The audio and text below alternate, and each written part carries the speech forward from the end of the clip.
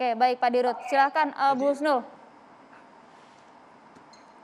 Emang harus belajar komunikasi politik ngadepin rakyat ya, apalagi rakyatnya miskin kayak gitu kan, perlu menyampaikannya ya, karena rata-rata pendidikan di Indonesia itu masih SMP kayak gitu kan. Nah pertama kalau kita bicara tentang kebijakan publik, di kebijakan publik itu dari mulai perencanaan, implementasi, terus itu harus ada evaluasi. Paling mudah kalau kita orang biasanya scholars, peneliti, itu setiap dia naik taksi, itu dia akan komunikasi dengan driver. Nah, sejak pandemi ini kalau kita mendengarkan keluh kesah driver tentang BPJS itu subhanallah deh.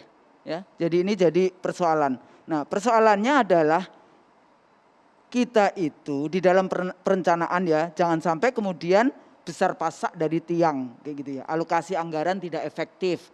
Ini dana BPJS diinvestasikan kemana? Ini kan transparansi itu harus ada. Yang berikutnya lagi politiknya kita itu low trust kepada politik. Ya, ini persoalannya. Oposisi tidak berfungsi dengan baik. Nah apa yang terjadi ya etika bernegara, kekuasaan tidak bisa dikontrol. Sehingga saya mau nih rakyat administrasi.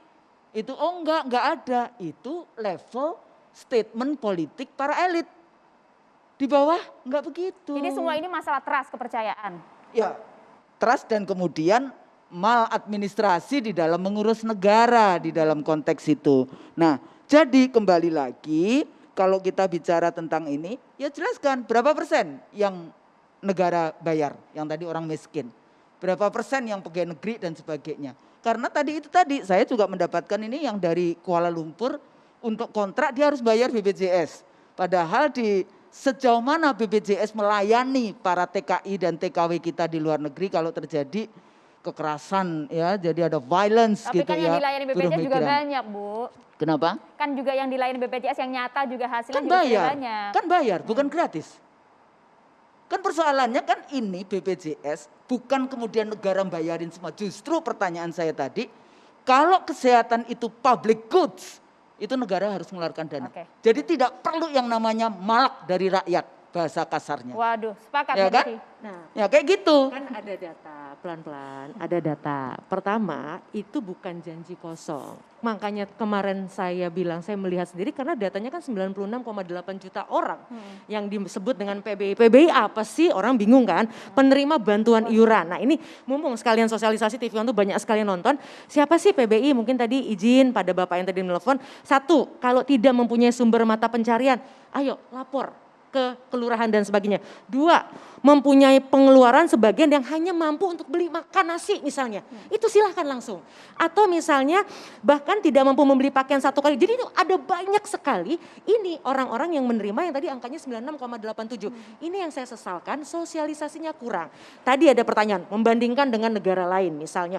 Oh kok negara lain bertanggung jawab gratis? Nah ini yang perlu disampaikan pada publik bahwa negara lain yang gratis seperti misalnya Korea Selatan, nggak ada tuh masyarakatnya ditagih iuran gitu misalnya ya, masyarakat yang mampu. Karena kalau di kita kan tadi tidak mampu dibayarin negara.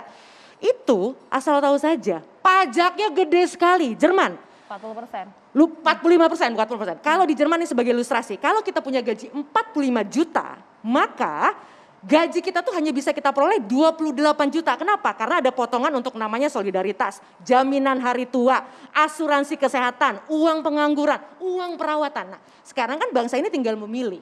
Mau yang langsung dipajaknya dipotong atau tadi iuran. Tadi menarik, ada katanya supir taksi. Ada aturan soal BPJS, kalau Anda bekerja di sebuah perusahaan, maka perusahaan tuh harus membayari, bayarnya tuh 5%, 4%-nya wajib oleh perusahaannya. Jadi pertanyaannya perusahaannya dong yang harus dimintakan pertanggungjawaban karena toh negara sudah memberikan jalan. Tahun 2021 tahu berapa kos karena nggak sehat itu? Bukan COVID ya, baru karena nggak sehat ada 100 triliun dana yang keluar untuk membiayai saudara-saudara kita yang nggak beruntung, yang nggak sehat. Untuk COVID-nya 90T, jadi totalnya 190T. Artinya yang saya sesalkan sekali lagi dalam soal ini adalah sosialisasinya kurang sehingga kemudian muncul banyak prasangka. Birokrasinya bagaimana? Birokrasi pasti akan, kan gini, kita tahu pandemi ini orang di rumah sakit saja ngantri.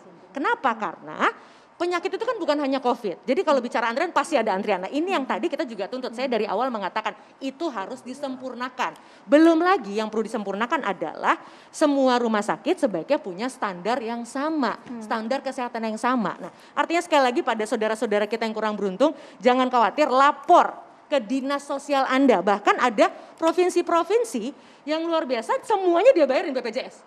Memang ada tanggung jawab pemerintah daerah juga. Setiap pemerintah daerah punya kemampuannya masing-masing. Tapi sekali lagi, nah ini sekali lagi sosialisasi tolong kerjasama kementerian lainnya, Kemensos dalam hal ini dibantu masyarakat, diingatkan kalau Anda korban tindak kekerasan. Tadi kan ada pertanyaan, bagaimana yang kalau korban tindak pekerja migran bermasalah sosial dan sebagai masyarakat miskin, penderita kejadian ikutan pasca imunisasi KIPI, itu pun dapat. Artinya kelemahan terbesar dari praktek BPJS ini sosialisasinya, karena faktanya manfaatnya sudah banyak yang merasakan.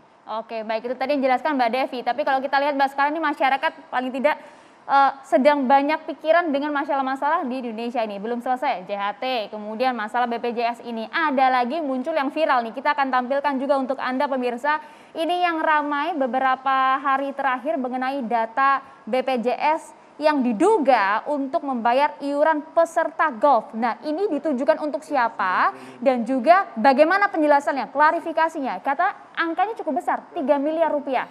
Kita akan dapatkan jawaban yang usai jeda sesaat lagi.